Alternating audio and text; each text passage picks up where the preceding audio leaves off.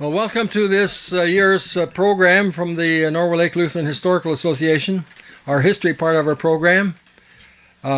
This year, you can tell from your programs, we're going to delve into the history of two of the pioneer families, the HALVORSON family and the PETERSON family.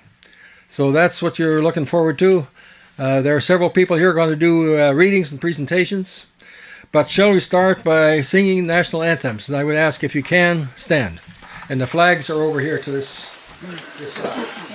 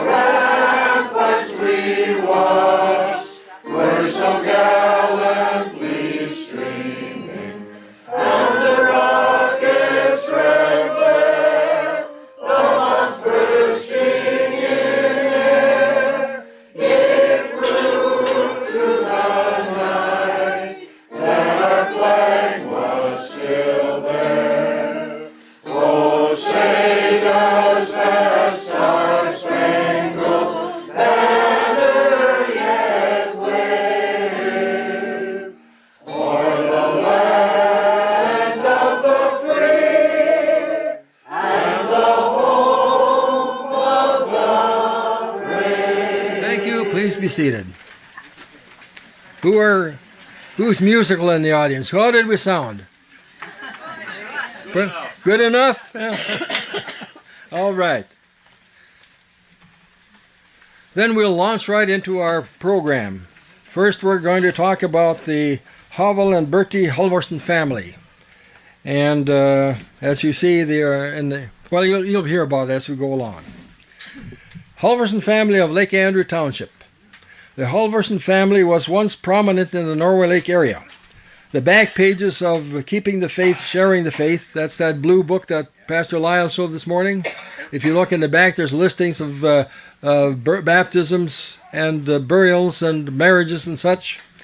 If you look through that, you'll find that there are 61 unique names from HALVORSON.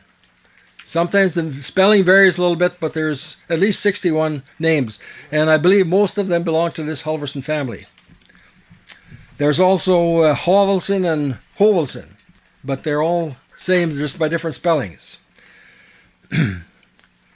We can also find a HAAVEL's daughter and a HAAVEL's daughter, and they're also in the mix. So it's there's a lot of them in that book. Records from the East Norway Lake Lutheran Church also have a number of HALVORSONs listed. A further indication of the prominence of this family can be seen in the 1900 plat map. If you look at the north half of Lake Andrew Township, I was able to count up about 1,200 acres in the name of HALVORSON, the first generation, and there were other additional acreage in the next generation. In preparing this information that you're going to hear, I owe a great deal to my colleague Marlon Henjum. He's done a great deal of research and has posted a lot of information online on Ancestry.com, and he has helped me with a number of charts and census data. So I'm lucky also to have made contact with Harold Shannon, a descendant of the Halvorson family, who has independently assembled a great deal of information and has shared it with me. Another individual who has helped is Thelma Johnson. It seems that this lady has a great interest in all pioneer families, so she knows a lot about almost all pioneers' families, and she's been tremendously helpful in getting this information together. And then I want to acknowledge help from the Kaneohe County Historical Society. I've spent quite a few hours there looking up obituaries and such. At this point, then, I want to ask Harold Shannon, one of the descendants, to come forward and tell us about the patriarch and matriarch of this family. Thank you, Earl. Before I get into my presentation, I'd like to recover from the beating that the Halvorson family took this morning on the number of participants, and I intend to win this one. I'd like to find out, first of all, everybody that came further than 10 miles to come to this meeting, please raise your hand. Further than 10 miles. Get them way up there, okay? Further than 50 miles. Okay, further than 100 miles. Further than 200 miles. 300 miles. 500 miles. 1,000 miles. I got two ladies over here. I think I got a problem. 1,000 miles. Further than 1,000 miles? How about 1,500 miles? 1,800 miles. I'm going to lose this yet. Okay. And are you a Halvorson or a Peterson? Oh, okay. Okay. How about the two ladies out here?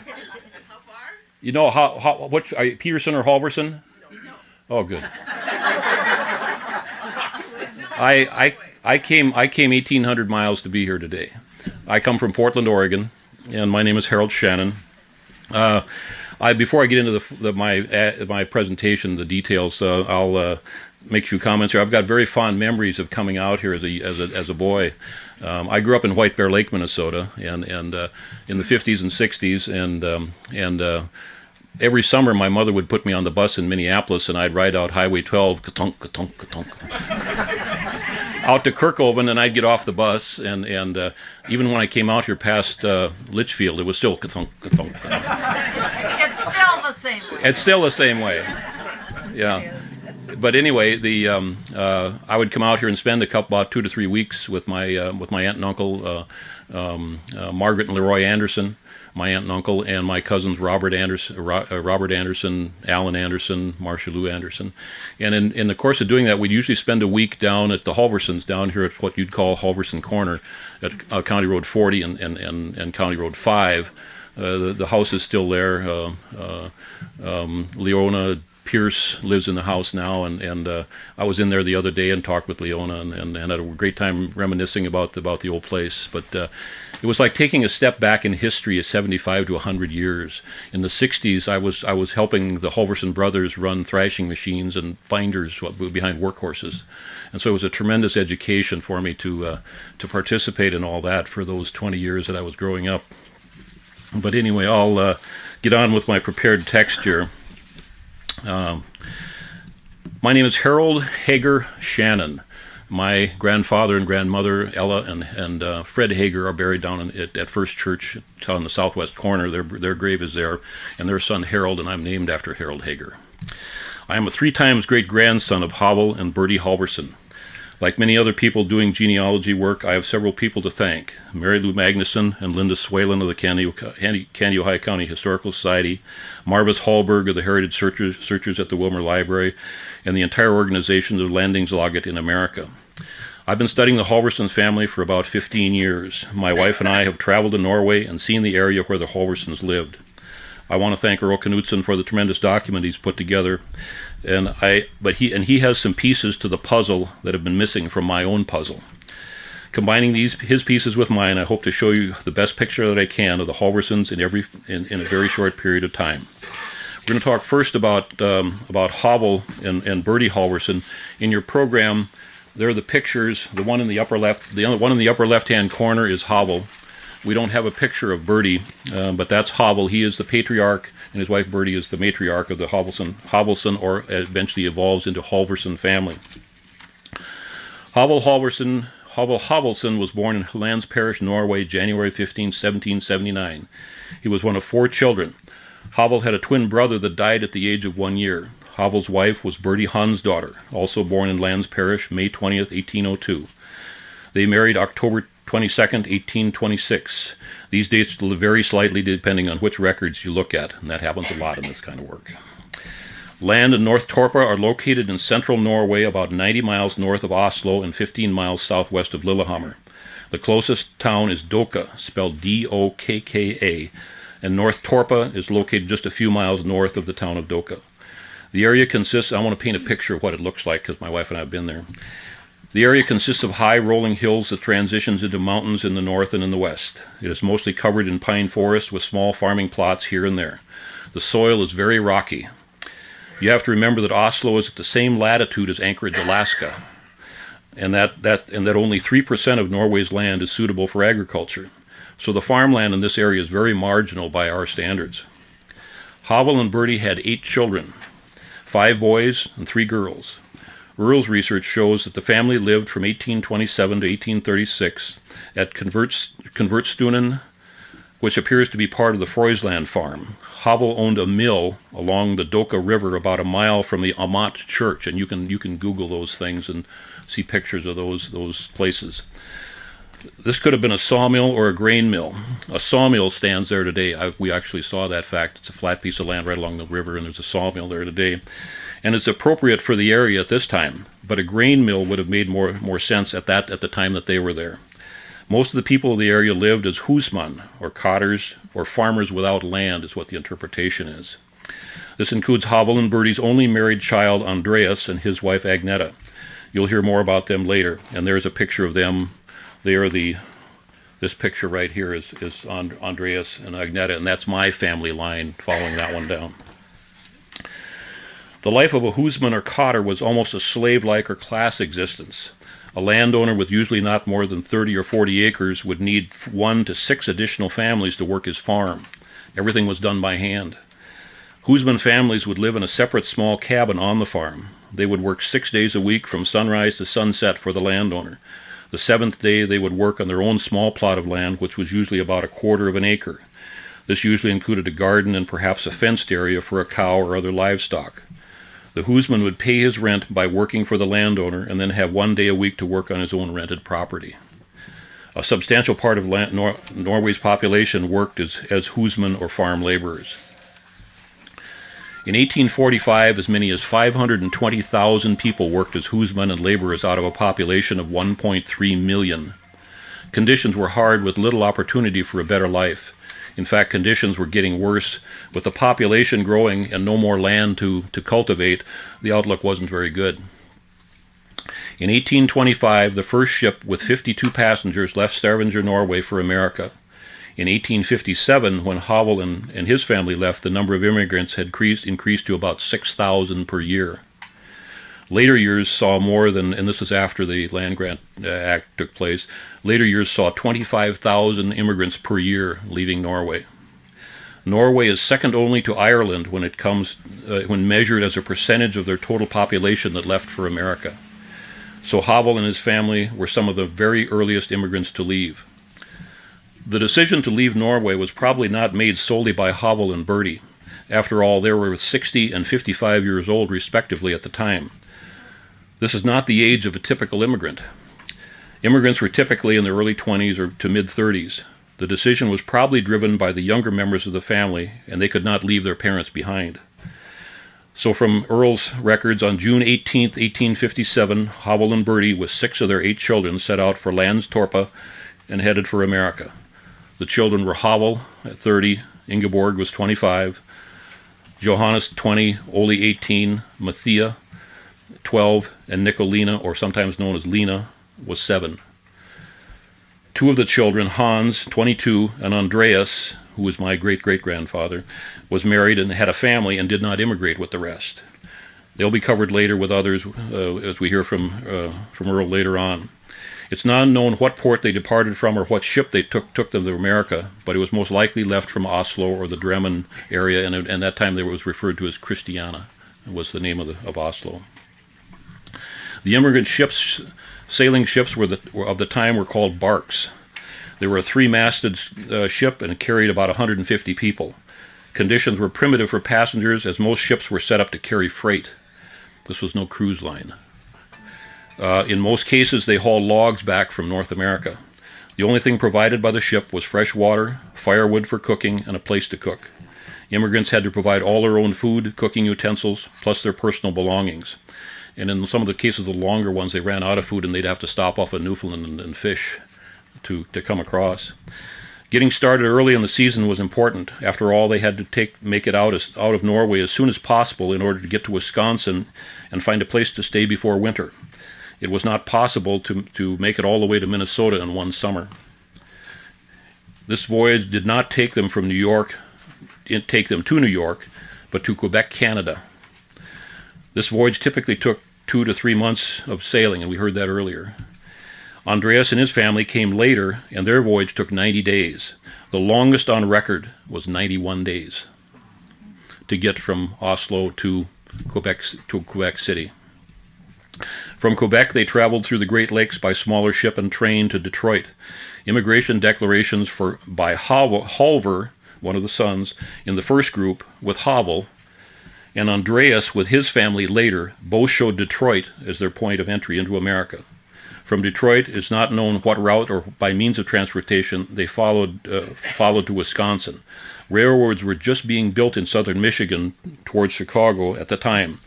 Another possible immigrant route is that they may have gone was to go to Grand Haven, Michigan, which is on the western shore of the state of Michigan, directly across from Milwaukee, and then ferried across to Milwaukee.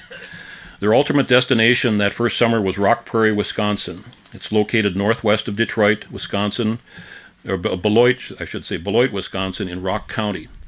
And there really is no town there. It's a kind of a nebulous thing when you talk about Rock Prairie, Wisconsin. But the Luther Valley Lutheran Church played a pivotal role in the helping of the Norwegian immigrants survive that first winter. It's not known where HAAVEL and his family stayed in this area, but likely it was with another Norwegian family that had immigrated earlier and claimed land in that area. During that winter, the following year, HAAVEL and his family most certainly worked to earn their keep and to build up resources to push on to Minnesota in the spring of 1859. Mathia, or Martha Halvorson, left the group here in Wisconsin, and you'll hear a little bit more about her a little later. In 1859, HAAVEL and his family pushed on from Rock Prairie towards Minnesota. Their route is unknown, but Andrew Railson gives us a hint as to the path taken by the early settlers. The commerce center of this area in the 1860s was St. Cloud. Andrew Railson made a return trip during these early years of the settlement of Norway Lake, and he traveled to St. Cloud, then to Stillwater. He probably walked right through White Bear Lake. Stillwater is only 9 miles. Which was, at the time, Stillwater was a thriving area taking advantage of the lumber being harvested further up the St. Croix River. Railson then traveled down the river and across southern Wisconsin and to Rock Prairie. The journey of HAAVEL could have taken this same route, only in reverse. Regardless of the route, they probably walked the entire distance. So in the summer of 1859, HAAVEL, BERTI, Halvor, Ingeborg, Johannes, Ole, and Lena arrived in the Monongalia County, later named Kandiyohi County, and Norway Lake. They were some of the first settlers here. What they found was a land of many lakes, which gave them access to water. The lakes were surrounded by forest, which gave them access to wood to build houses. After all, Norwegians were expert woodsmen. The rest of the land was open prairie covered with grass, which hid some of the richest soil on earth. They likely built a sod house for shelter that first winter. In 1860, they had a post office address in Green Lake. And on December 30th, 1869, BERTI passed away, and by 1870, HAAVEL had moved in with his son, Johannes. HAAVEL died on March 7th, 1875. HAAVEL and BERTI HALVORSON's final resting place is in the East Norway Lake Lutheran Church Cemetery, and the translations of their tombstones are as follows.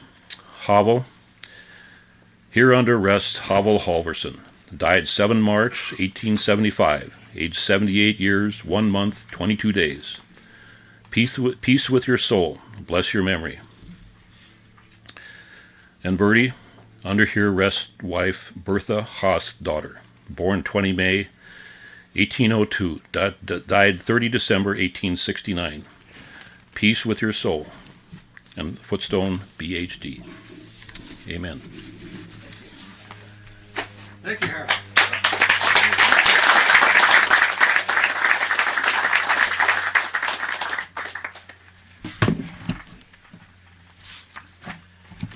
Well, I'll follow up by telling a little bit about each of the 8 children that were born in Norway and all emigrated. The oldest was Halvorson.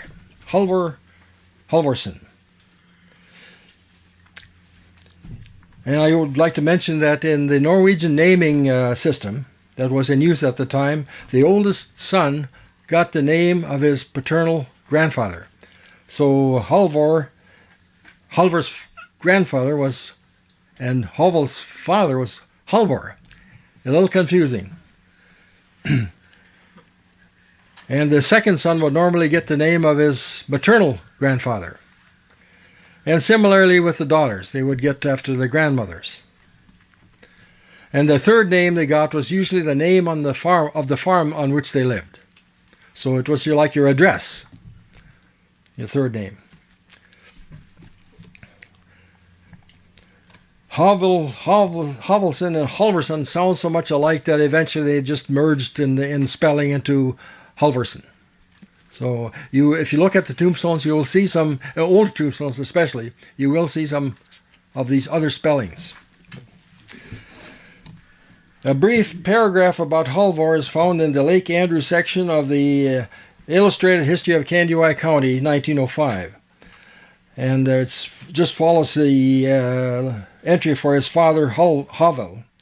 And the entry reads, Halvorson, Halvor, born in Lands Parish, Norway, 1827, son of HAAVEL and BERTI HALVORSON. Filed on claim in timber north of lake in section 6 in 1862. Single, died May 19, 1898. A search of baptism records in Lands Parish, which you can do on the internet. Now you can find the replicas or the facsimiles of the baptism records, and if you can read them, and if you're patient, you can actually read what the names say. And it shows that his birth date was April 8th of 1827, and the record also mentions the farm named Frøysland. We have not found an obituary for Halvor. As already mentioned, in the 1870 census, Halvor was living in the household of his younger brother, Johannes or John. Halvor may well have been a beloved brother, brother-in-law, and uncle.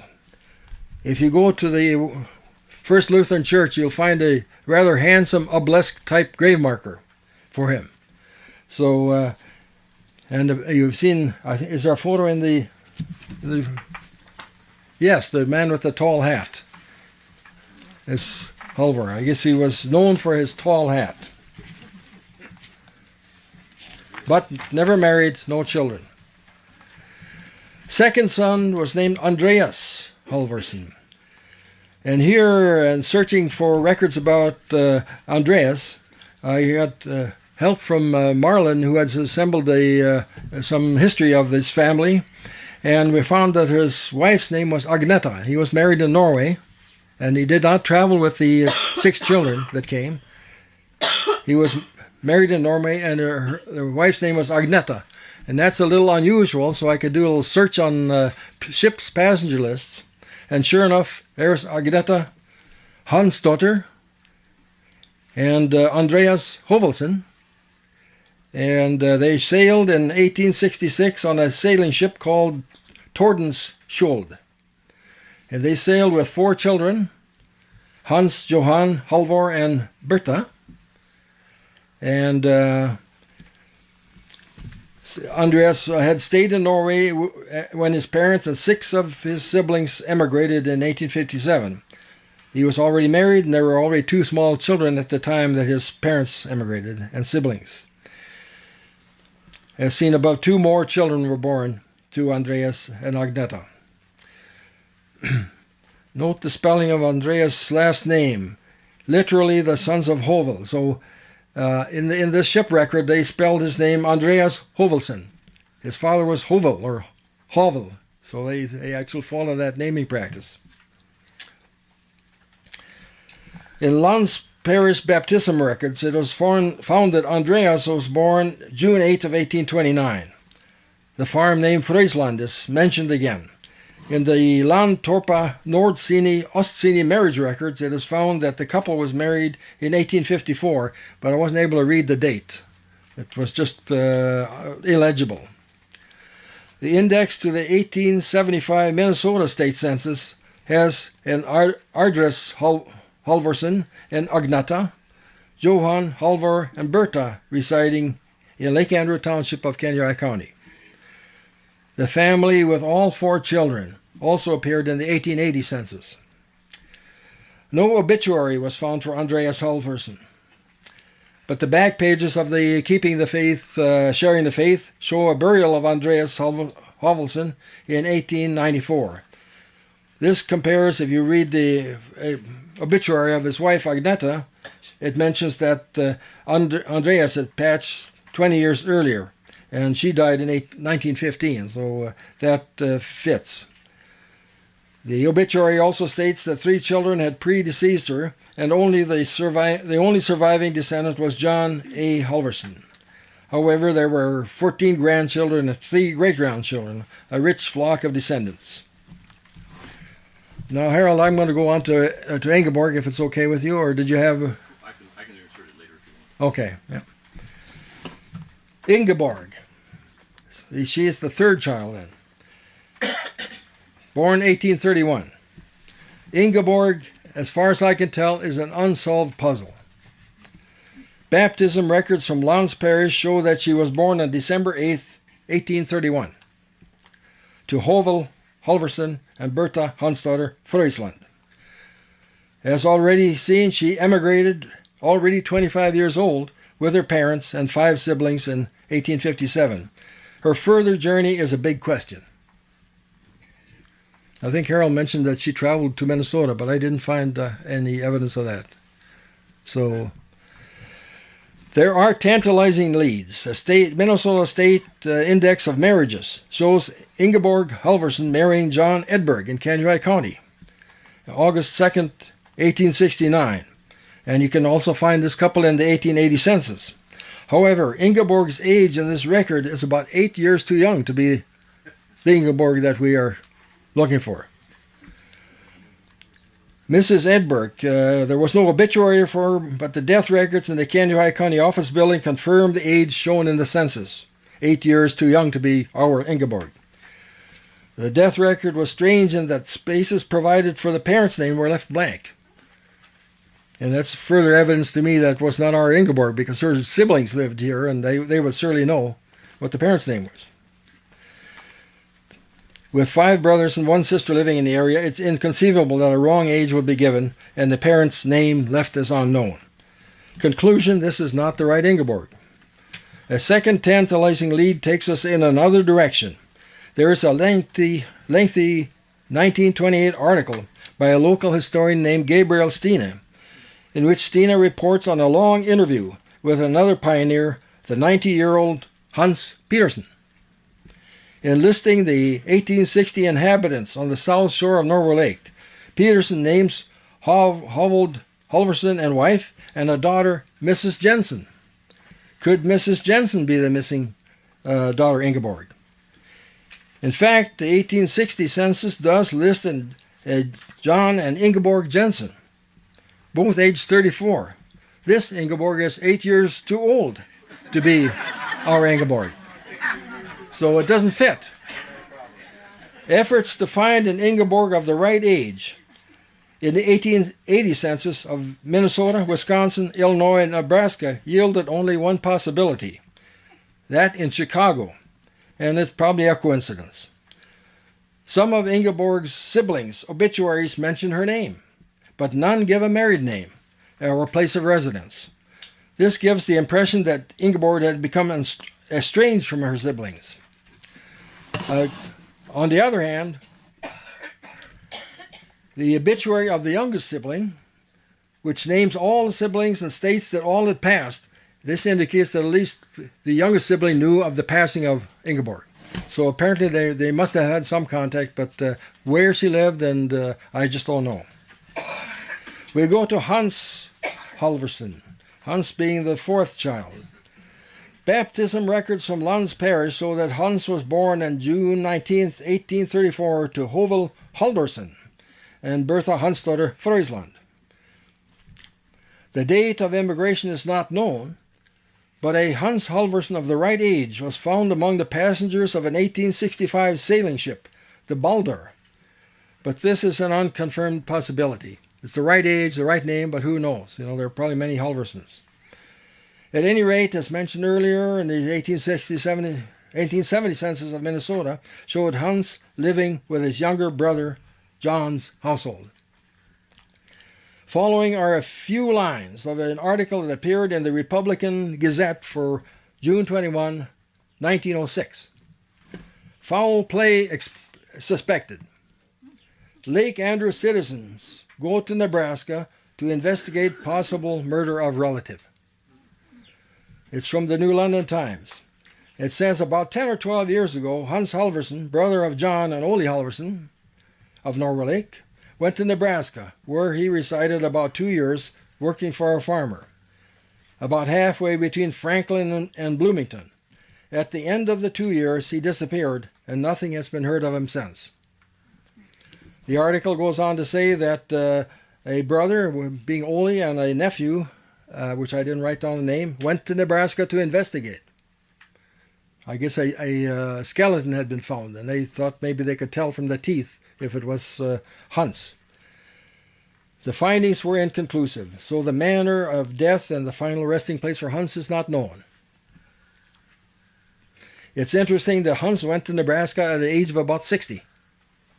You wonder why. Maybe he hoped to find work there in the aftermath of the Depression of 1893. The move might have been made easier by the fact that his younger sister Martha lived there.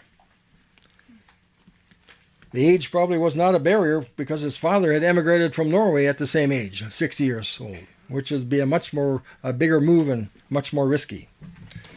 We go on to Johannes Halvorson. Johannes, later known as John, is honored with a substantial paragraph in the Illustrated History of Kaneohe County, 1905. I'll read it. It's quite a long paragraph. Halvorson Johannes, born at Gausdal, Lands Parish, Norway, October 7, 1836. Came with family to Rock Prairie, Wisconsin, 1857. Selected claim on the northeast quarter of Section 18. July 25, 1859.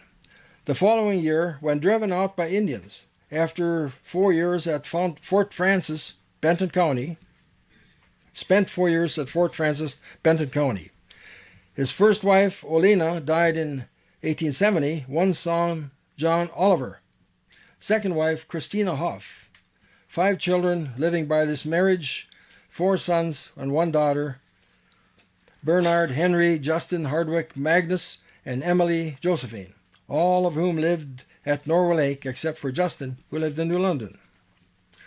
This was written while Johannes was still living, so we can expect it to be accurate. Norwegian baptism records confirm the above stated date and place of baptism. His father's name is listed as HAAVEL Halvorson Nygaard, so a different farm name in this case. The change from it's a change from the Friesland cited for the earlier children.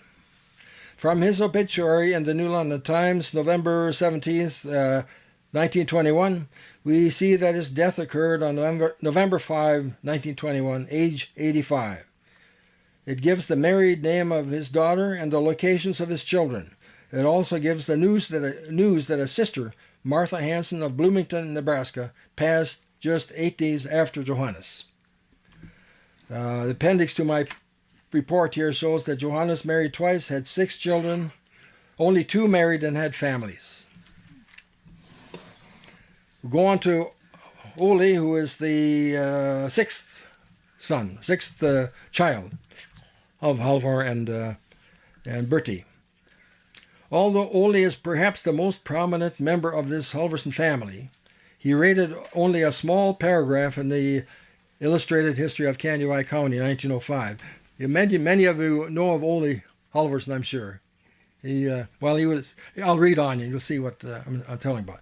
Here's the short notice that appeared in that Illustrated History. Halvorson Ole, born at Gausdal, Norway, brother of Johannes and Halvor, located on Section 6 in 1859, homestead on Section 10, lives on place. Very brief. And I got to wondering, I wonder if they have to pay for these ads they put in. In contrast, Ole's obituary was quite long. Among other things, the obituary corrects this notice in the history book as to place of birth. It was Ness Hedmark, some distance east of where the other siblings were born. The date of birth given in the obituary and in the church records is July 17, 1839. In the baptism record, the name is spelled Ole HAAVELSON, and the parents are listed as Halvorson and Bertha Hansdotter. I could not read the farm name.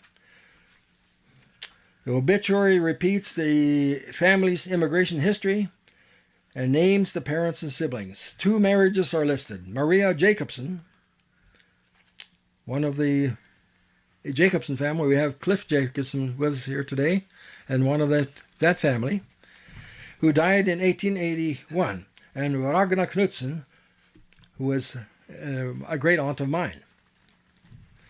There were 6 children, 4 of whom survived Ole.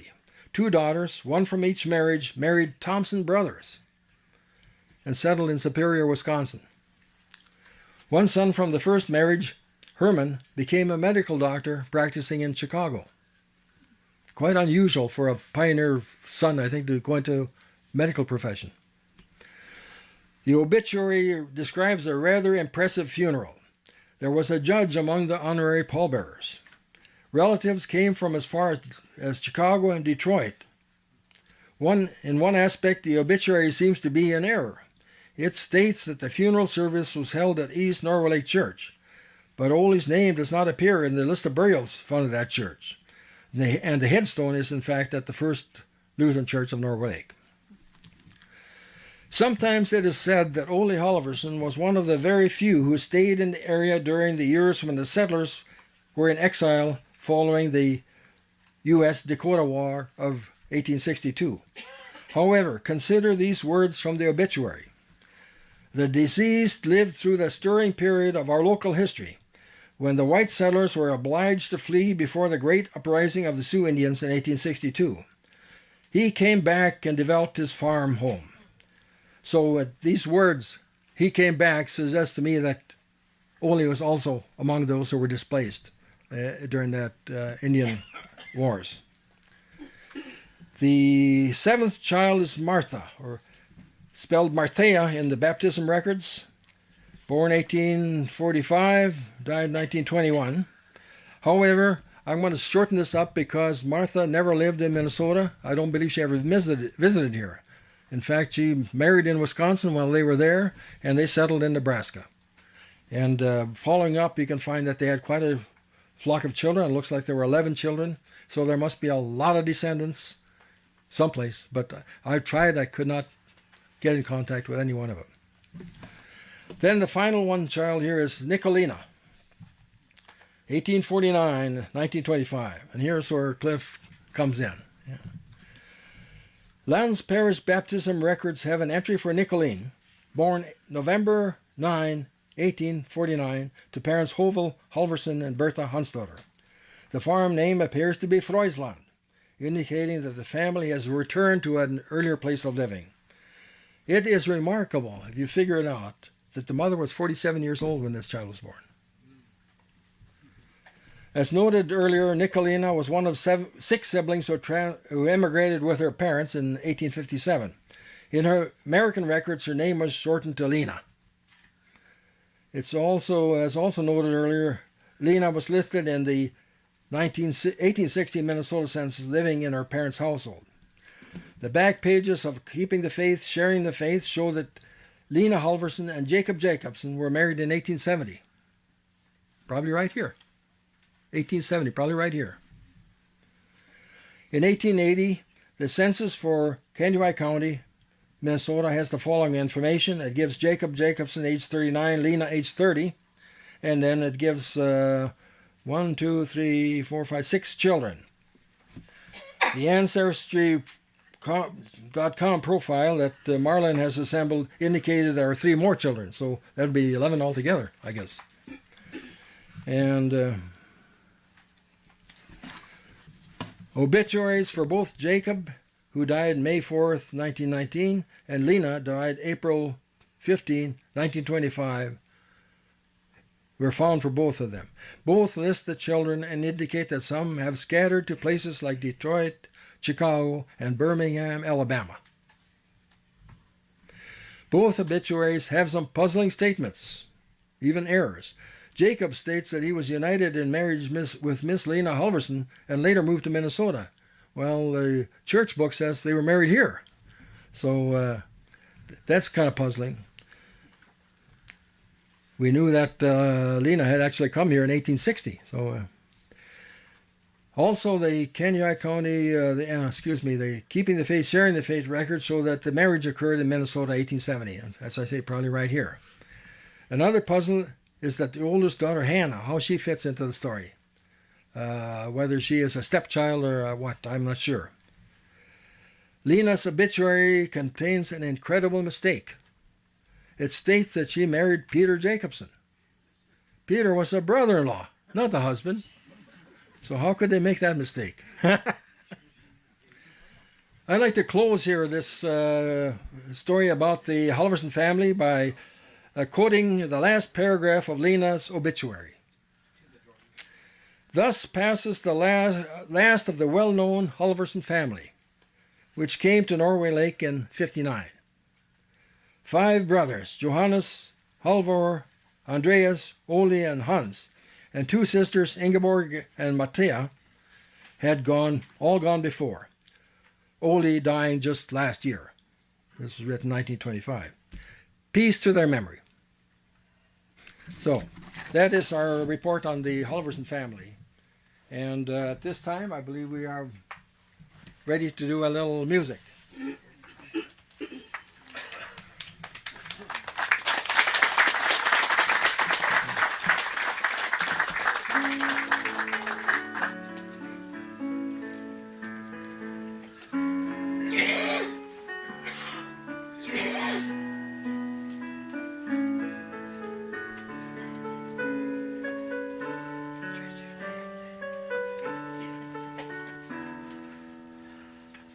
I will come to you in the silence. I will lift you up from your fear.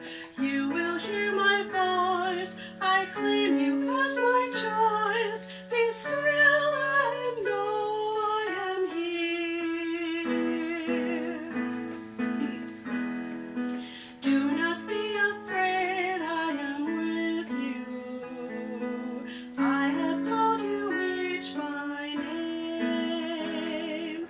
Come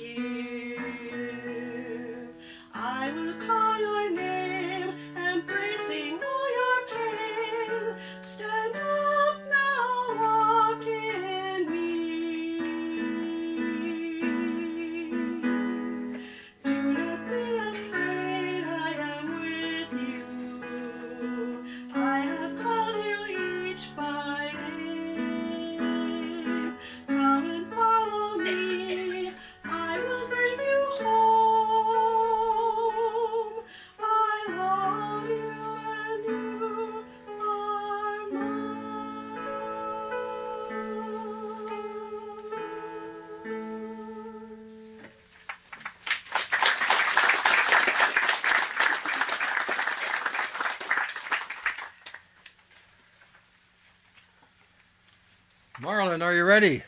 Yeah. There he is. If I can get over there. Watch the step here.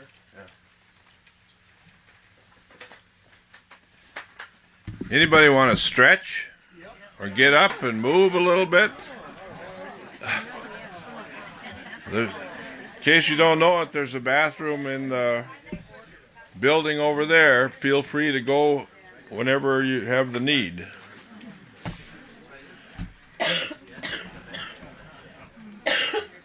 We could do exercises, I suppose.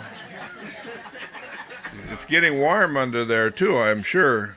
People on the south or on the east side, if you're in the sun and want to move, it's probably better over here.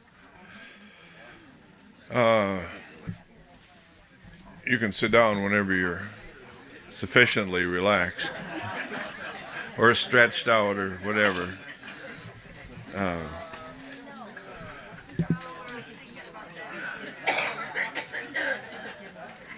My job this afternoon is to talk about the Peterson family, and I'll ask the same question Lyle asked this morning. Are there any Peterson descendants here? Yes, and we forgot. I think Lyle this morning asked for the descendants of Nels Peterson, but we also have several here from the family of Hans Peterson. That's two of them are going to be on the program, and I see Philip. Anybody else from Hans Peterson's side? Okay. Good. We can be thankful that they all didn't show up today, or we would have run out of food a long time ago, and some of us wouldn't have gotten to eat, because there's that many of them. So there was like 306 the last time I looked at the family tree that I could find. It seemed like it was growing faster than I could record them. But I think we had like 306 people through the fifth generation. So there's a lot of them there. But there were four brothers, which you heard. Lyle stole my thunder today too, by the way. So this he covered quite a bit of information about who the four brothers are, and that's who we're primarily going to be concerned with. They were the sons of Peter Nelson Grindheim and Wilhelmina Katharina Hansdatter Sem, a long name. And the sources I have to give credit to, too, before we introduce the readers. Two primary things that I used, and one was put together by Peter Gandrud, which is terrific. It's got more material than you can imagine in there, and it's a lot of information. And the other one was by Nella Peterson Swenson, who passed away here just isn't very long ago, a couple years ago, something like that. But she had done a lot of work on it too. So that's where a lot of this, what you're going to hear today, comes from. So you may want to talk to them later. There's one of Peter's books is in the interpretive center here too. So let me introduce our speakers. We'll begin ladies first.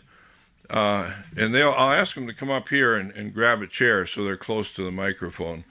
The first one is Evie Hachistelianos, who also got drafted this morning too, to read the lessons. I suppose we could say it's Evie Thorson Peterson Matthias or Feldhaugen Johnson Hachistelianos. So the Norwegians aren't the only ones that have long names. But Evie is a granddaughter of Nels Peterson. And I have to be careful here, too, because I was using Nils a lot. And then I saw a picture of Nels's tombstone, and it said Nels on it. So then I kind of changed it to Nels, and I'm still not really sure what it is, if it's Nels or Nils. There's a lot of those things that happen with Norwegian names. Another good example is Lina or Lina, L-I-N or L-E-N. It's just hard to say. And then Evie's mother, or Evie's grandfather, was William Peterson, and her mother was Elsie Peterson, who married Maynard Thorson. So that's where she gets it. Plus, Nels was a great-grandfather on the Peterson side. She's also going to be reading a little bit about Matthias Feldhaugen Johnson from Colfax Township, who's not the main subject today, but he was somewhat prominent too. His daughters, one married Nels and one married Peter. Yeah, so there's a connection there. She's actually going to be representing two great-grandfathers here today. And then the next person, I want to introduce these other two fellows at the same time because they have a lot of similar ties. One is Peter Gandrud, and the other is Howard Peterson. They can come up too in here, if it's okay. Their grandfather was Hans Peterson. Great-grandfather, I'm sorry. And the grandfather was Christian, correct? Yes. And Howard's father was Harry Peterson, whom many of you remember, I'm sure. And Harry had another daughter named Alice. Sister. It gets confusing.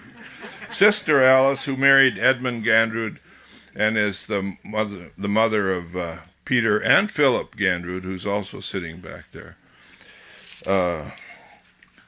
By the way, I have to mention before we start, and then we'll get rolling, so you can get your coffee. But today is kind of a special day for Peter Gandrud and his wife, Marilyn. It's their 57th wedding anniversary. And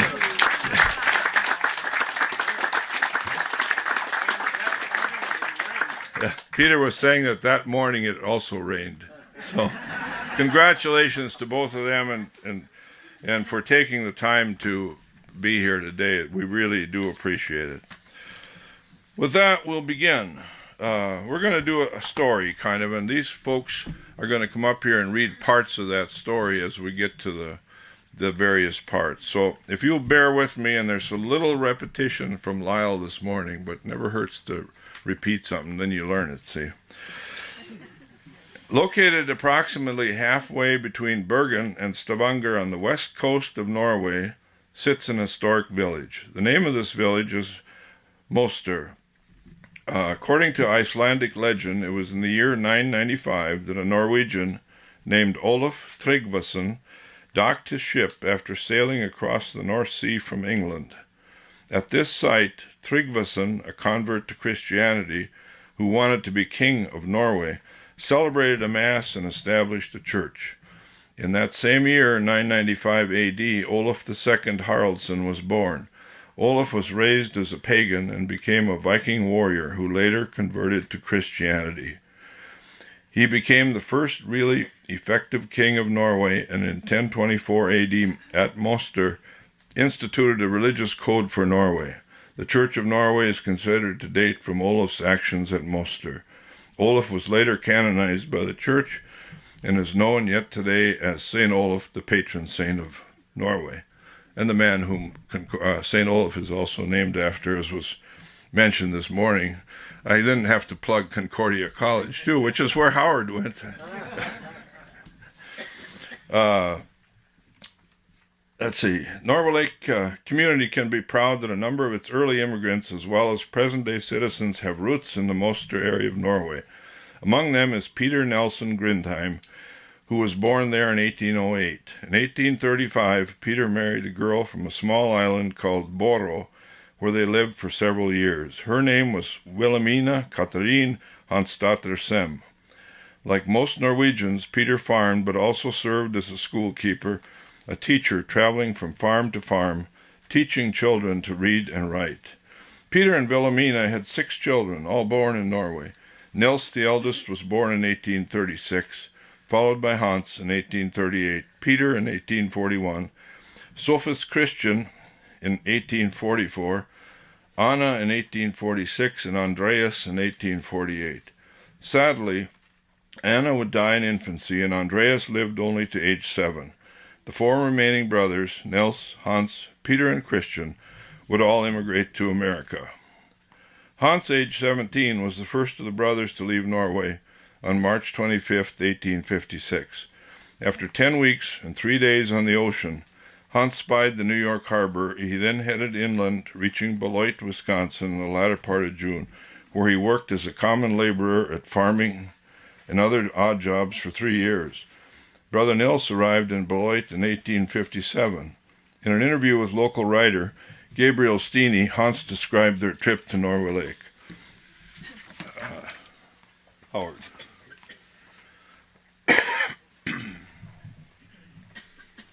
Okay. You've done a lot of work on this. In 1859, am I too close? Johannes Iverson and family, Mr. and Mrs. Thomas Osmundson and baby Samuel, my brother Nils and myself ventured to the Minnesota frontier, out in the Wild West. We traveled in a covered wagon pulled by oxen, and after a rather tough journey through the wilds, the trail roads zigzagging and winding about where it was most convenient to get through, with poor bridges or with no bridges over streams. We finally landed at Norway Lake in what was then Monongalia County. Nils took the claim, which is now the home, and this was as of this interview, of his son William N. Peterson in Colfax Township. Johannes Iverson and family settled south of Crook Lake, which is now Andrew Township. I took a claim in what is now Lake Norway Township. And that same year, our brothers Peter and Christian arrived from Norway to Preston in Fillmore County. They came up to Norway Lake and joined us. The pioneers were in a family-like community, helping each other to build their frontier shacks, shanties, sod houses, or small log cabins. The woods were full with game, deer and elk. The brooks and streams were full of good fish. Muskrats were in abundance, and we spent the fall trapping and fishing. And I'll add this, when Hans told my dad one time when he was fishing there that he caught a northern in Norway Lake, when he held it up to his shoulder like this, the tail was touching the ground.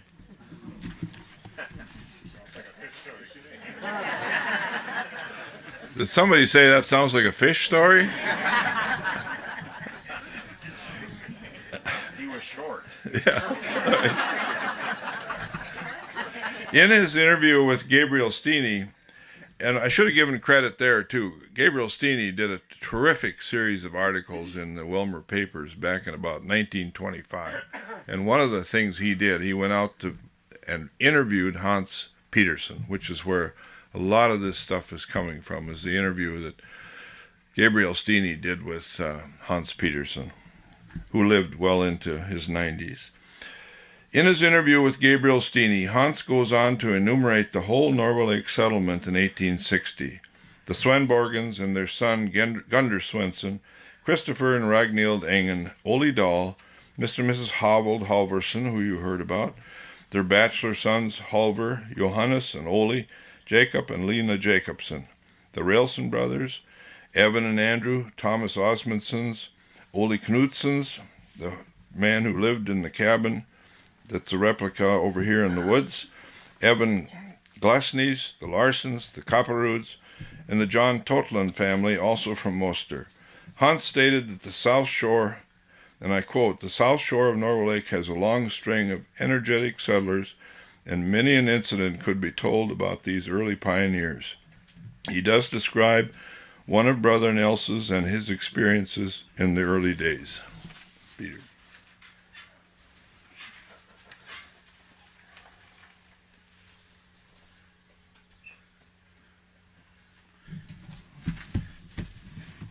Just to back up a little bit, a couple of things I thought might be of interest before I do my reading here. Many of you have seen this publication, which is basically something written by Pastor Suttendal and Pastor Neus called Festskrift. And I did a spreadsheet. They tell in the book where the various parts of Norway were that people came from, or they take a name and where did this person come from. And it comes out showing that Land was the principal parish from where the settlers in this particular area came from. And I thought this little, or this might be of interest. We have Peter Peterson. One of his descendants wound up in Silverdale, Washington. Marilyn and I had the privilege to visit with him. He was the last of his generation, and he ran the creamery in Silverdale, Washington. The creamery bought eggs from the farmers and dried the eggs and sent powdered eggs to our troops wherever they might be. That became a movie with Fred McMurray, The Egg and I. That led to the Ma and Pa Kettle series. So the family here has a connection with Ma and Pa Kettle, if they know it or not.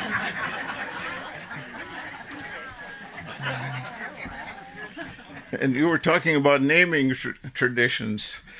We had a neighbor whose name was Harlow Nyland. He's gone now, but when Harlow was baptized, and what is the child's name? Harlow. No, it isn't. That's no Norwegian name. His name is Halvard, the priest said. Anyway, we have visited Marilyn and I Grindheim several times. And the house stands, as far as I know, yet today, but the barn was falling down. And I took a piece of slate from the like shingles, and that's a paperweight on my desk. But the man that was living there then was also the caretaker of the Mustard Church. And he and his daughter both visited Minnesota. And his daughter lives, as far as I know, but he's gone. But anyway, to get back to what I'm supposed to read. Nils and I were batching on his claim north of the lake. We had a cow and a calf at John Totland's, who lived across the lake. And we also had our bread baking and butter making done at the Totland's. To go around the lake meant journeying many miles. We were fishermen from Norway, used to boats, fishing, and swimming. We conceived the idea of felling a big basswood tree and cutting it and hollowing out the log for a canoe.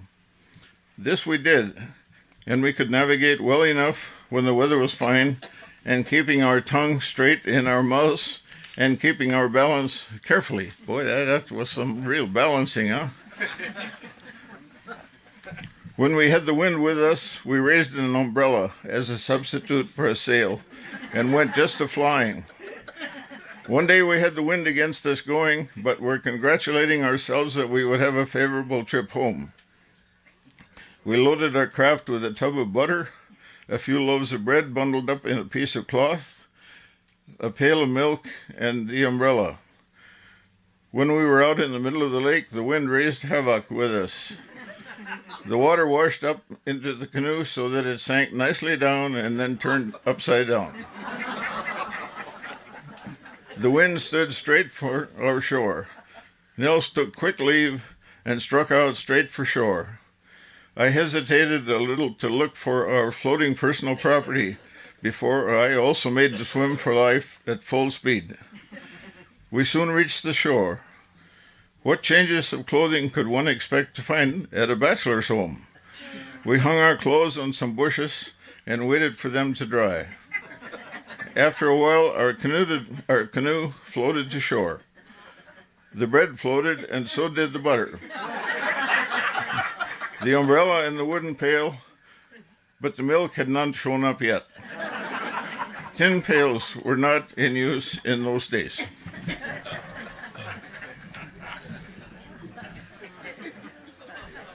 I heard there are some farmers in this community who planted corn by keeping their tongues straight in their mouth. Is that right, Roger? The years between their arrival in 1859 and August of 1862 were days of peace and progress in the Norway Lake settlement.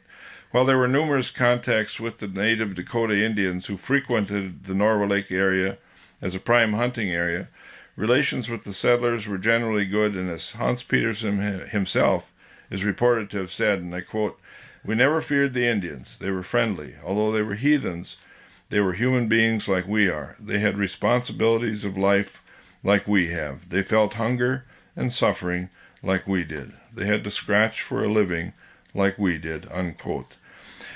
By August of 1862, serious problems between the Dakota and the white settlers along the Minnesota River were brewing, and when war broke out, the violence quickly spread into Monongalia County, where on August 20th, a Dakota war party attacked and killed 13 settlers at the West Lake Settlement, a short distance west from Norway Lake.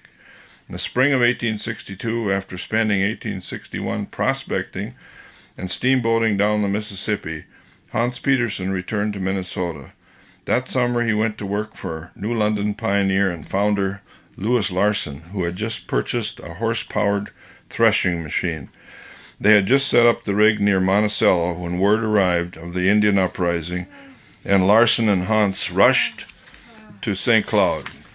Meanwhile, a friend of the Peterson brothers, named Matthias Feldhaugen, one of the founders of the Crow River Church, who lived in the Lake Prairie settlement, which today is known as Colfax Township, and had learned of the attack at West Lake, became concerned about the Peterson brothers. While he knew they were alert and capable, he was concerned enough to insist on checking on them. Feldhaugen is quoted as saying, Evie. I couldn't stop to think. It was a matter of life and death, so I didn't let the grass grow under my feet. We kept inside the timber as much as possible, taking a northeast and southwest direction through the township for 6 miles. When we reached the spot where the present house now stands, we ran the last half-mile across open prairie until we came to the house of Nils Peterson. And they found him at home. Yes, he had heard shouting and shooting across the lake, but thought it only a drunken orgy, as the Indians went crazy when they had liquor to drink, so he had not given it any further thought. Unknown to Nels, many of the Norway Lake settlers had taken refuge on an island in the lake after the West Lake attack. According to Feldhaugen's narrative, they gathered Nels's cattle and some belongings and headed for Lake Prairie, which they reached late in the day. The group then headed east to Painesville, then St. Cloud, and settled their families in for the winter at St. Francis. One of the reasons I wanted to include that is 2 years ago we had a program here on the Dakota War, and someone asked the question, why weren't we had a list of people who were on the Isle of Refuge, and the Peterson brothers were not on there. And that puzzled me too, because I thought they would have been, but this proves that they actually were not on the Isle of Refuge, that Hans was threshing out by Monticello, and that Nels was at home, but wasn't aware of the problems, apparently. Hans, meanwhile, arrived in St. Cloud, which he found in great turmoil. He proceeded on to Painesville, where he found Evan Glesney and others from Norway Lake. Sending the families on to St. Cloud, the men made plans to return to Norway Lake to gather what personal property they could. Overnighting in the area, the men returned to St. Cloud, where Hans joined a militia of 100 men under the command of Captain Freeman and headed for Forest City near Litchfield. Hans states that we buried the bodies of the unfortunate as we found them. Among those they buried were a number of bodies north of Wilmer, including the husband and son of Guri Anderson. Hans described burying the man with whom he traveled to Norway Lake in 1859. Howard.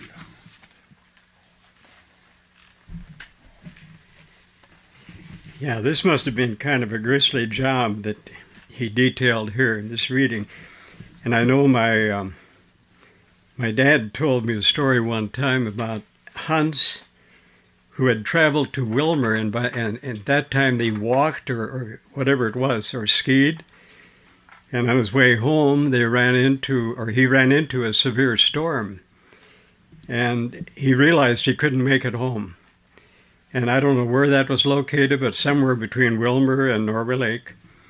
And he found a home. And so he knocked on the door, but nobody answered. And of course, looking at the weather outside, he couldn't go any further. So he went in, and he found a dead person in there. And so he was very calm about the whole thing, and he decided, well, I can't go out in this weather, so he slept there in that house with that dead person, and then resumed his walk in the morning. Anyway, I was a detailed guide as I had been trapping along the creek and knew where the slain Johannes Iverson lived. We found his body about half a mile south of his cabin with his wooden shoes on and his scythe by his side. Swaths of cut grass lay south to north on a slope west of the high stony knoll. We could see his little log cabin from the place. He was lying eastward. The company of 100 riders were on top of the hill and on the east side, while the 4 of us who were detailed to do so were digging the grave. It was a difficult task. He had lain there 3 days. The ground where he lay was soaked with water owing to the heavy rain that had fallen. We did not dig any deeper than 3 feet. He had worn wooden shoes when he was killed. We lay the wooden shoes and the scythe by his grave, and we did not go to the scene where the little Swedish colony had been wiped out. The 13 victims were buried in one grave, as it was reported that the job had been done by others.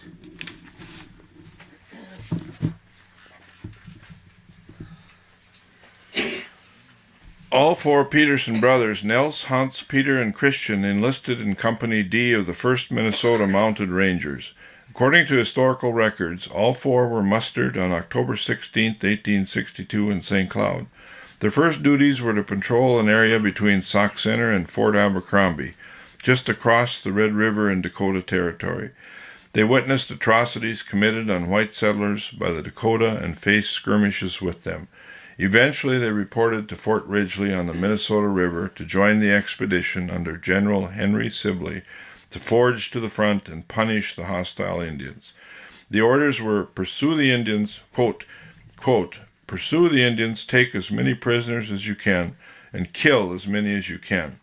In his interview with Steeny, Hans had this to say. Phil.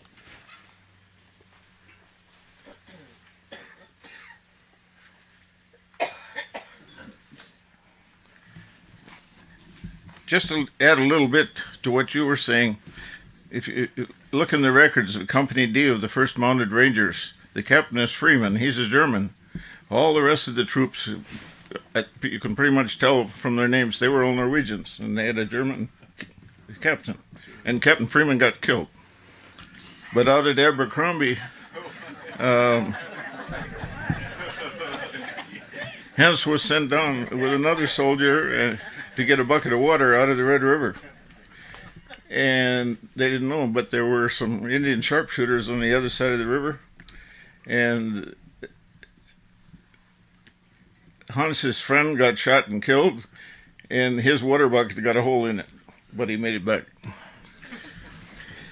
Whether these orders were issued by General Sibley or by higher authority, we do not know.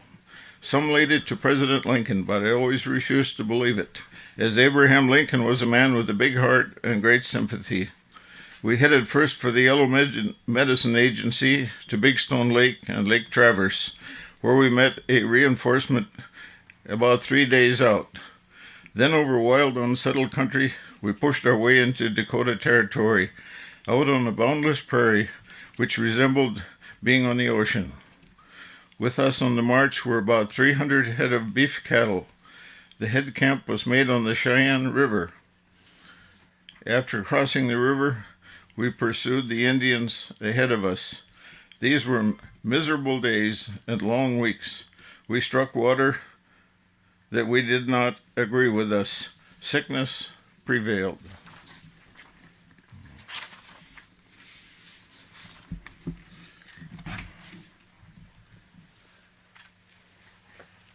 The 5-mile-long Sibley column, which left Minnesota on June 16, 1863, by mid-August had reached its westernmost point and had turned eastward. Shortly after, tragedy struck the Peterson brothers, as described by Hans. Howard.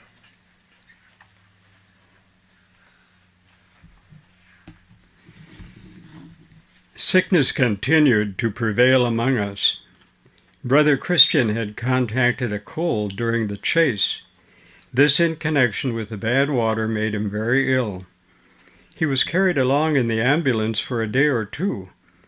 A young volunteer, 16 years old, a James Ponsford, died, and then we came to the country now embraced with Griggs County, where Brother Christian died at a point 8 miles south of where Cooperstown is now located. We were able to secure some rough lumber, made a box for him, and put him away as nearly as we could, in as neatly as we could, I imagine, in a civilized manner. His grave is located 2 miles north and 2 miles east of what is now Hannaford, North Dakota. From the point where we buried our brother, it took us 3 days to reach Fort Abercrombie.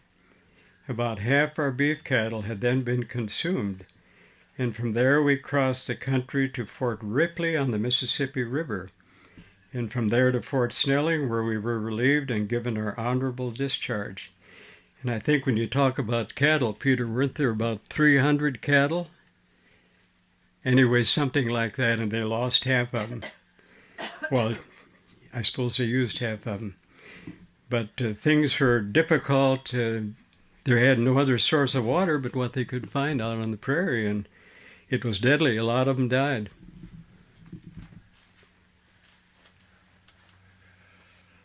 Following their military service, Nels, Hans, and Peter's thoughts apparently turned to romance, as Nels was married to Martha Ellenwold Matthias-Datter in late 1863 at St. Francis, Minnesota. Martha was the daughter of Matthias Feldhaugen, the man who went to check on Nels after the Indian attack at Norway Lake and who served as a cook with Sibley at the same time as the Petersons. The following winter, Peter, Nels, and Hans, along with Andrew Railson, spent the winter trapping. During these long and cold winter nights, Hans had lots of time to think, and his thoughts turned to Norway. Yep, Peter.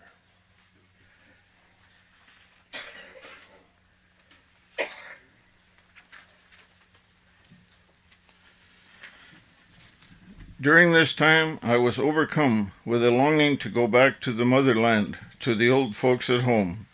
Finally, I could stand it no longer and hinted in a letter to them that they might see me in the near future. This was the spring of 1864, and I was soon on my journey to Norway and arrived there safely. It was a thrilling moment when I got back to the boyhood tramping grounds where I had left my child's shoes. Arriving at the old house, I finally knocked on the door. Mother opened it and invited me into the house. I told her I'd come from America and was looking for a little home, and had heard that this house was for sale. No, she said, we expect a son from America, and this house is not for sale. My husband is a member of the school commission. They have a meeting today. He will soon be here. In the meantime, make yourself at home. He soon arrived. I got up from my chair and reached him for my hand for greeting, and told him I was from America, that I was looking for a comfortable little home, and had heard that this house was for sale. No, he said, at least not now. We expect a son from America. I thought to myself that I must have changed a lot in these 8 years while I have been away. My eyes became moist, tears appeared, and I hurried to make my identity known. Now I was home again under father and mother's roof and within the cozy walls of the old home. There was a happy reunion and homecoming, joy among relatives and friends. I spent 3 years there. When returning to America, I was accompanied by a young wife. This was in the spring of 1867.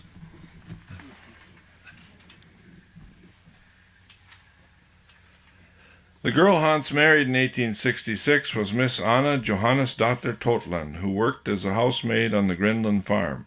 There is a family story that says it was Anna more than Hans who wanted to go to America. It seems she had a sister, Gunhild, who immigrated 11 years earlier. Her parents were dead, the farm had been sold, and she had no ties to Norway. They left Norway with their baby daughter Petra and 40 other people from Moster, among them the Ole Mikkelsen and Ole Knudsen family. This is not the Ole Knudsen that was in this cabin. It's a different Ole Knudsen. Among them, the Ole Mikkelsen and Ole Knudsen families who would settle in Colfax Township. It is interesting to note that the Mikkelsens had 10 children, and the Knudsens had 6, and all 20 people lived with the Petersons from July of 1867 to May of 1868. That's 11 months. 20 extra people in a small cabin. Hans would remain a resident of Norway Lake Township for the rest of his days. Once Hans left Norway, his parents Peter and Wilhelmina Grendheim were once again alone. Since their 3 surviving sons were now in America, they decided to go there as well. Wilhelmina became deathly ill on the ocean voyage and almost died. One family historian writes that Peter did not like living in America and became very homesick for Norway. His farm also needed to be sold, so in 1873 Peter returned to Moster. Wilhelmina did not feel that she could survive another ocean voyage, so she did not accompany him. Peter became ill in Norway and died there in January of 1874. He was 65 years old and is buried in the Moster Church Cemetery. Wilhelmina lived with her sons at Norway Lake until her death on February 15, 1896. She was 88 years old and is buried in the West Norway Lake Lutheran Cemetery near Sundberg. Peter Peterson was married twice. First to Anna Ellenvold Matthias' daughter. They were, by the way, the first. I read here recently that they were the first marriage in the Norway Lake congregation in 1865. That would have been before the log church was built, even. So they were likely married at home or something. But it's kind of interesting. I hadn't known that. Anna and Marty. He then married her sister. Let's see, where was I? Peter Peterson was married twice. First to Anne Ellenvold Matthias' daughter, who died a few years after they were married. He then married her sister, Marty Ellenvold Matthias' daughter. Anne and Marty were sisters of Nils's wife, Martha, and all 3 were daughters of Matthias Feldhaugen, later changed to Johnson, the man who went to check on Nils after the Indian attack at Norway Lake. Peter and Anne had 3 children. Wilhelmina, Peter, and Olina. Peter and Marty, later changed to Marie, had 12 children. Andreas, Christian, Peter, Johann, William, Matthew, Nikolai, Arnie, Henry, Clara, Alfred, and Palmer. 1 daughter and 11 sons. If I did that right, if I got that right, that's amazing. HAAVEL was the last one. He's the man I was talking about at Silverdale, Washington. Okay. Where was I?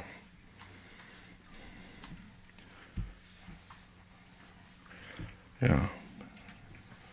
Peter continued to farm in Norway Lake Township until sometime around. I'm getting tired too. Peter continued to farm in Norway Lake Township until sometime around the turn of the century. The 1910 census finds Peter and Marie living in Silverdale, Washington. Marie died in 1913 and Peter on October 2nd, 1923.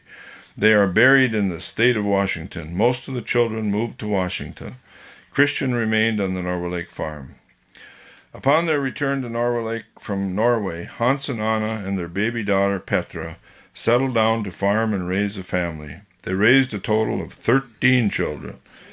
Petra, Johanna Louise, Christiana Christine, Peter Andreas, these are middle names as well, Antoinette or Nettie, Wilhelmina, Hansina, Christian, Carl, Louise, and 3 who died young, Dorothea, Sophie, Anna Garina, and Dorothea Louise. 6 of Hans's children remained in this area: Petra, Peter, Hansine, Christian, Carl, and Louise. Hans lived most of his life on the farm in sections 23 and 24 of Norway Lake Township. His wife Anna died at age 55 in 1895. Hans lived to the ripe old age of 94, dying in 1933. We can be thankful for his long life as he left us a valuable history of those early years. Hans and Anna are buried at the West Norway Lake Cemetery near Sundberg. Hans and Peter were charter members of that congregation. Nels, the oldest brother, was the first to marry shortly after leaving the army in 1863. He was married to Martha, yet another daughter of Matthias Feldhaugen, and as soon as it was considered safe, they returned to Norway Lake to take up farming and raise a family. On November 19, 1865, their second son, William, was baptized by Pastor Thomas Johnson, the same date the Norwegian Evangelical Church of Norway Lake is considered to have been formed. Be 150 years next year. Nels would play an important role in the growth and life of this church his entire life. Following the death of his father, Nels, as the oldest son, returned to Norway in the spring of 1874 to settle his father's estate. An auction was held on May 18th, and Nels returned to America shortly after. Granddaughter Nella Swenson has written that later in life, Nels, Peter, and Hans all sent money back to the poor people of their home community in Norway. Nels and Martha lived on the farm located between Games Lake and Norway Lake most of their lives. They raised 5 children and an adopted nephew, Carl Ludwig Johnson. The children were Sophus Christian, who became a prominent Lutheran minister, William, who took over the home farm, Peter Andreas, Ole Matthias, and Carl Sam, who eventually farmed the Norway Lake Fort Farm. Nels Peterson died in 1912 and Martha in 1918. They are both buried at First Lutheran Church of Norway Lake Cemetery. In conclusion, thought we'd never get there, didn't you? These words from Nels's obituary serve as a tribute to all 4 of these amazing Peterson brothers. Evie. In the death of Nels Peterson, the community has lost one of its most esteemed citizens, the local church a devout, large-hearted member, the family a kind and loving husband, father, grandfather, brother, and uncle. For more than half a century, Nels Peterson was identified with the local congregation of the Lutheran Church. The religious instruction of the young at home, the further education of young men to enter the church as teachers and preachers were among his chief concerns, and he was liberal in helping along this kind of work in word and deed. In the early years of the settlement, Nels Peterson and his brothers Hans and Peter were crack hunters of these regions. They came to the county in the summer of 1859, 53 years ago. They made hunting expeditions to Lake Johanna, Lake Minnewaska, and other places. They could tell many interesting experiences with the Indians with whom they had hunted and camped. Nils and Hans were the first settlers in this country who hailed from the estate of Grindheim, Norway, and were the founders of the large colony of people from that place, which has since located in Colfax and Norway Lake townships. The newcomers would usually come to the Nels Peterson home, where they would get the assistance they needed in selecting a homestead and getting settled. Peterson disliked being the object of praise and gaze. He hated all kinds of showy sham and glittering humbug. To be, not to seem, was his watchword. That really struck me, having known there's so many of Walter Peterson's children here today, too, that when I read that, I thought, he hated all kinds of showy sham and glittering humbug. If that wasn't a description of Walter Peterson, I don't know what is. And Elsie and Tenius and Chris and that whole group. Just one thing I want to do just very briefly is to talk. There's so many descendants there, it's hard to possibly cover them all in the time that we have. I've got a blue, no, it's not that one. There are some, if someone's interested in looking at it further, there are some sheets in here that I printed up that list the different children of the 4 brothers, or the 3 brothers that survived, and where they are today. If you're interested in looking into that, you're certainly welcome to look at these, and in fact I can email it to you if you're really interested, because I have it on the computer. But here's what I wanted to try and touch on base on some of those who we know were around here, remained here, and maybe people that some of you know, or at least they're people that I knew anyway. Petrina, this is Hans's children, and Peter and Howard helped me on this too. Petrina married a Lars Berglund, who had a daughter, Lily, who married Gustav Imsdahl and lived in Norway Lake Township. Is that connected to Bob Install from Bruton? They never had any children. They didn't. No. Okay, but they lived. That's right. Yeah. Peter and Louise were single children of Hans, who remained at home. And Howard had memories of those 2 people that he told me about the other night. And then there was Hansina, who married Chris Nelson and lived in Colfax Township. Chris Nelson would have been, he had several sons, Leonard, Albert, Silas, Clarence, Marshall, and Oscar. Carlton Nelson is here, I know for sure, and so he'd be a great-grandson of Hansina Peters. Her name was Mildred. She was married to Robert Skalrud, died many years ago. And then there was Christian. That would be father of Harry and Alice. And Christian married Bertha Mickelson. And that's the grandfather of Howard and Peter. And then Carl H. Peterson married Annette Matson and was the father of Clarence Peterson of Peterson Auto Farm fame. And John, Elwood, Shirley were the kids there. Then Nelson's family, Reverend Sophus Christian was the minister that was born at St. Francis, and he was here at one time. He was temporary pastor at Norway Lake, First Lutheran in Norway Lake. And that was in 1890. Plus, I believe he held a post at the Wilmer Seminary in Wilmer at one time. He's, however, buried up in northern Minnesota, I think, someplace. And then there was, he was a predecessor to his, I'm getting confused, to Pastor Lyle Peterson anyway, who, by the way, did an excellent job this morning. I don't know if we said that. But then there was William, who married Johanna Johnson on the home farm in Colfax. Those kids were Tenius, Christ, Walter, and Elsie, Evie's mom. And then there were others too, but they moved out of the area, right? Okay.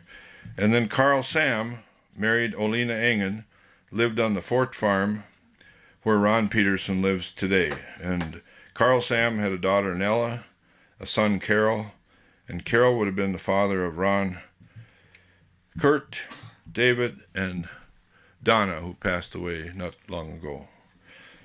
And then the final one, the only one I could find that remained around here for Peter was Christian, who married Karina Hamburg, and he was the father of Alfred Melvin, who ran the service station in Sundberg and lived in Norway Lake Township. And he married Verna Sorensen and had 2 sons that I know of and a daughter, I think, Carol, who passed away in 2009, and then Arnie, who still lives in Sundberg today.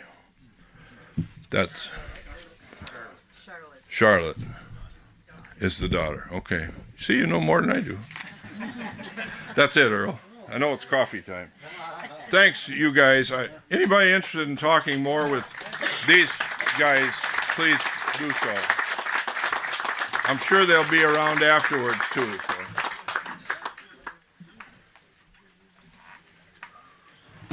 Thanks, Marlon. Thanks to Eddie, Harold, and Phil. Yeah. Where are we at in the program? Musical interlude.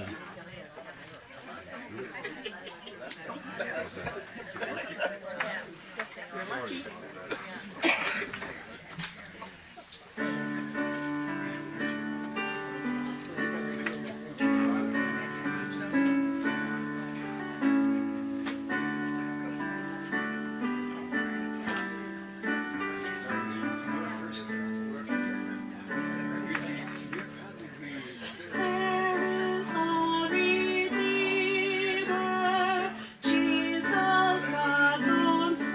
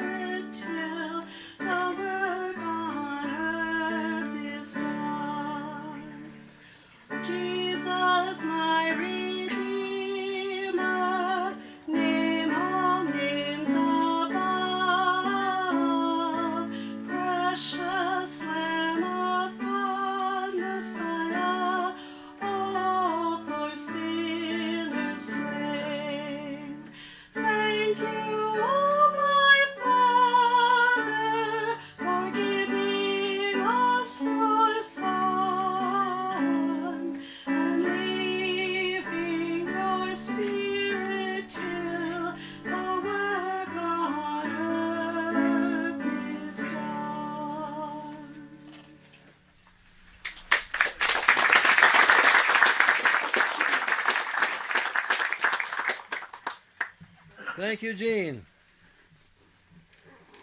Let's see, where are we?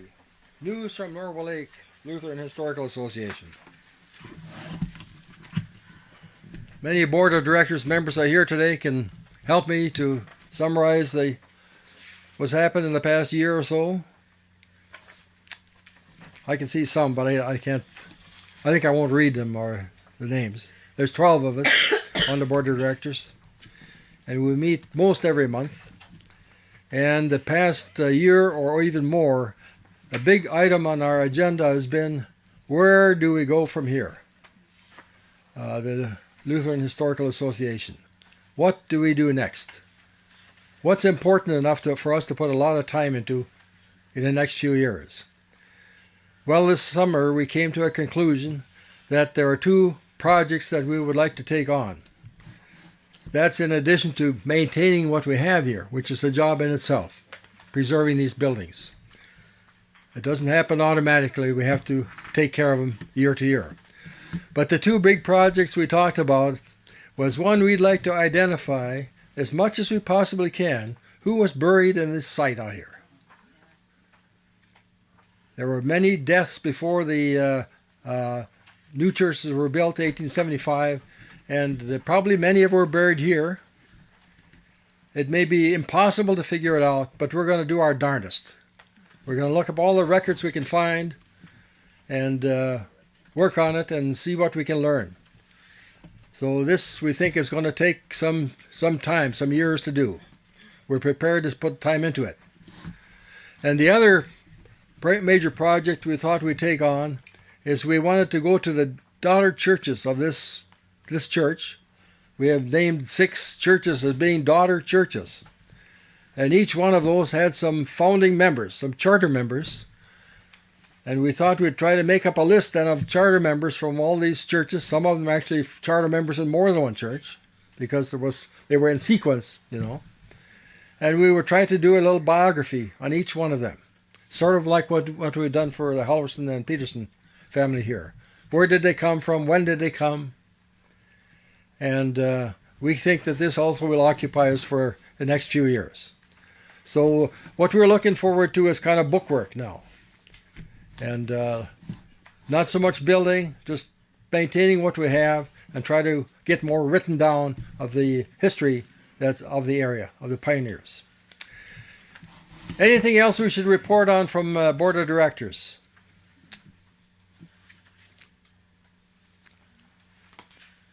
I guess those are the major things. Of course, we meet, as I say, practically every month. And we have kind of month-to-month issues we got to deal with. We had to plan this program. It took us quite a lot of time. To plan this. And especially Marlon and myself. Yes? Just a reminder, too, there's some materials in here that you may want to look at. There's a Peterson Bible, for example, that was given to us a few years ago that's out of the case and on display. And there's a poster board with some photos, maps, etc., too. So if you haven't been in there and want to, please. Indeed. We also put a lot of time putting up a display, so enjoy it. Jane. Yeah, I was just wanting to remind people that we have a website that you can look, and I try to keep it current. And you can look at for information and also for videos that were actually videos and pictures and stuff like that. Indeed. That and it's going to be an increasing reference point for folks Indeed, that need information. Yes, the past 2 years we've had videos made of this program, and they are on the website. Right. Yeah, so you can go back there and view it. You and any of your relatives and friends all over the country can view it if you want. And I suppose that in years to come we'll put more and more information on the website. For example, what we have read here today will probably go on the website. So, yes? Along with the website, we also, for those of you that are on Facebook, we have a Facebook page. And so it's important to visit the website, visit the Facebook page, because a lot of these events you find out what's going on, and that's one thing. The second thing is we're always looking for new members. Indeed. And so please feel free, if you're not a member of the organization, please feel free to sign up. And the last thing is that we are also probably going to be more than likely going to be involved in this wall in New London, the art wall on the south side of the hardware store. And so we're looking for ideas from those of you that are somewhat more artsy than I am. And so feel free to come and talk to myself or to John Hanson, and we'll tell you kind of what we have in mind there. But so we're always looking for extra labor and extra help. Don't be afraid to volunteer. We need all the volunteers we can get. Indeed. We'd be happy to have more members, and those of us who have served in offices for 10 or more years would be happy to have potential officers coming up. Yes. Could you tell us how to access this website? Yeah, it's quite simple. NLLHA.org. Norway Lake Lutheran Historical Association.org. NLLHA. Yeah. You could just put in Old Log Lutheran Church. Yeah, I'm sure. Okay, you can Google it, and it'll pretty much lead you right to it too. Yeah. The finances, I would say we are grateful. We do pretty well. We do pretty well. You folks are generous to us, and we. Eloise, are you here? You're right there. Can you?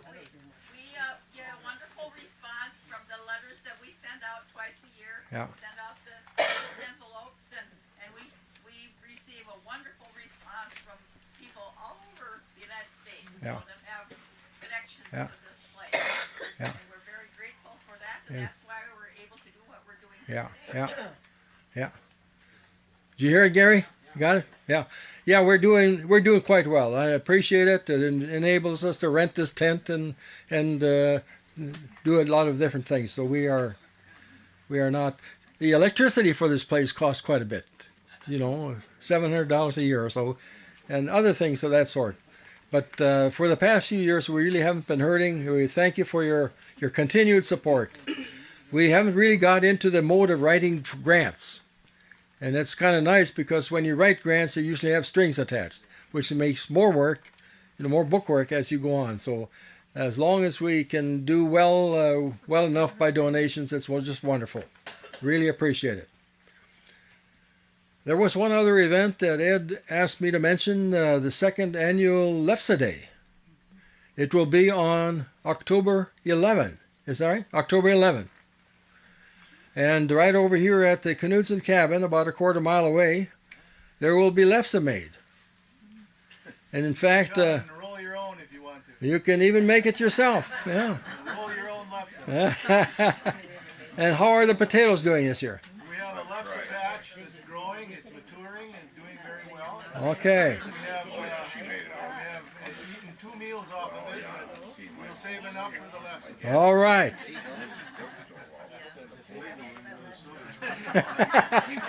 Yeah. Yeah.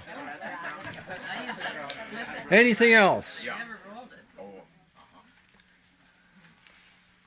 Well, then we have on our list an offering. If you didn't have a chance to donate this morning, or if you feel moved to donate again, why, we're happy to receive it. And do you have some music to play whilst we're... I do, yes. Oh, okay. Yes, I have a song about telling a story, which everyone has done today. This is a story about our Lord, the most wonderful story in the world.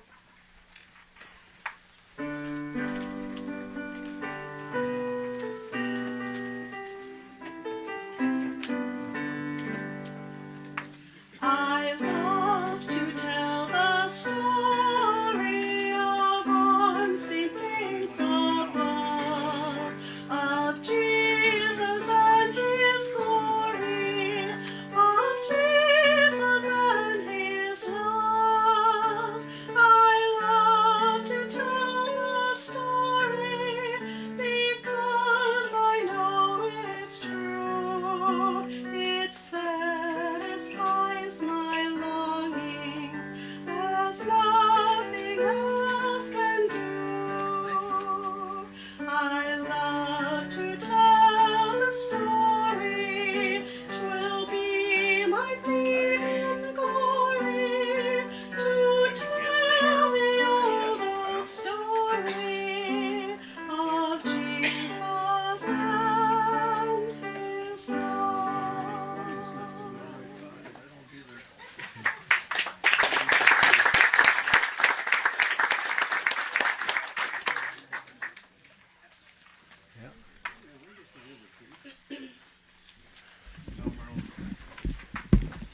Thank you, Gene.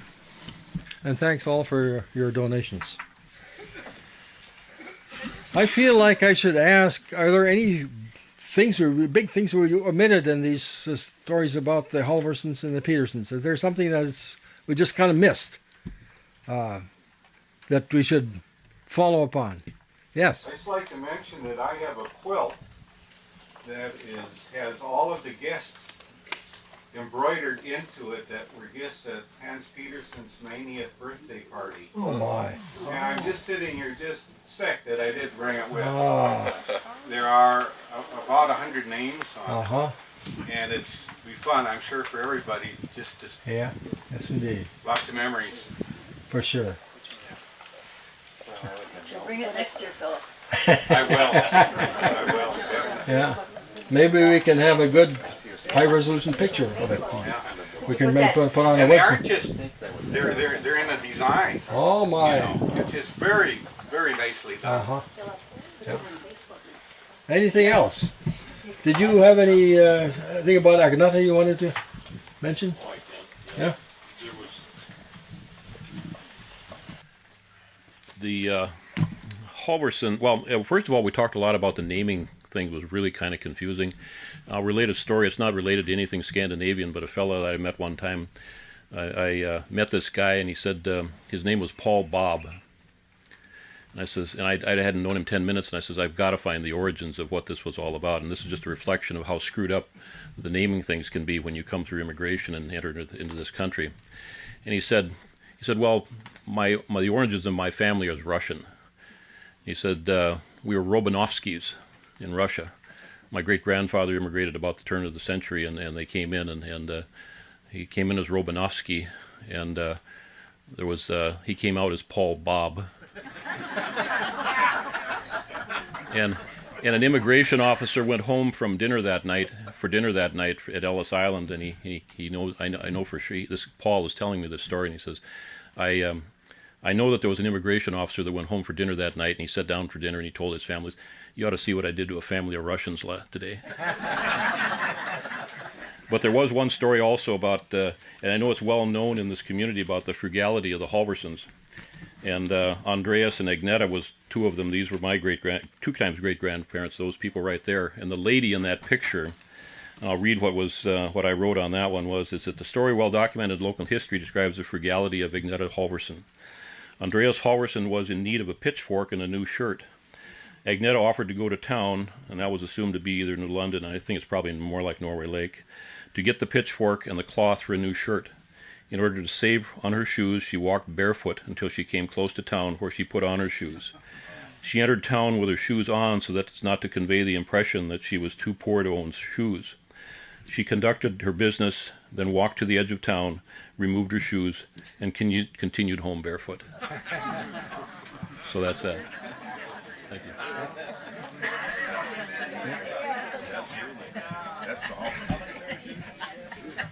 Okay. It's been fun digging into this Halvorson family. There's a lot more to it than I had ever imagined. You know, I knew a couple names, and geez, what a big family. And I'm sure with the Petersons the same. There was a lot of immigrants here from those families, but they're kind of scattered all over the country now. I've tried hard to get in contact with them. I just recently got in contact with Cliff Jacobson, who is a descendant. And with, I think, a cousin of yours in Idaho, Utah, yes. So Thelma Johnson was very helpful in making those connections. She had known Blanche, she said, and I got information of her some years back. Well, we're done with the offering. Are we up to the concluding hymn? All right. Rock of Ages, and there should be a hymn sheet there in the folder. Oh, how many verses are on it?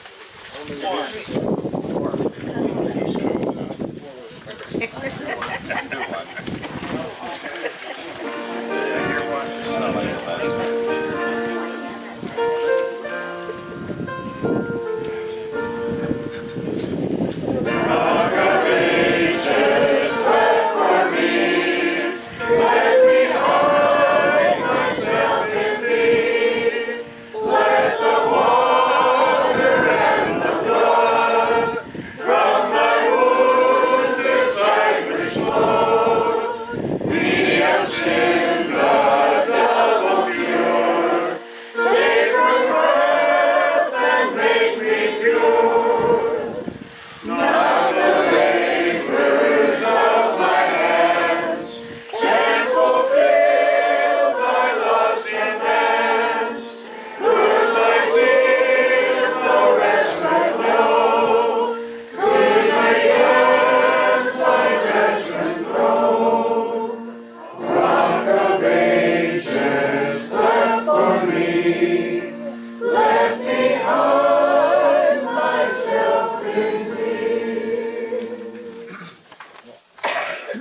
remarks. Thanks for coming, everyone. I have one more announcement. I missed our next event here of the Norway Lake Lutheran Historical Association is the Advent service. The first Sunday in Advent, which is November 30th, is it? You'll see announcements. It'll be right here. It's in the wintertime. It'll be cold. It's great. Yeah. So that concludes the program, and hopefully there's coffee and treats out behind me here. So thanks for coming again, and enjoy.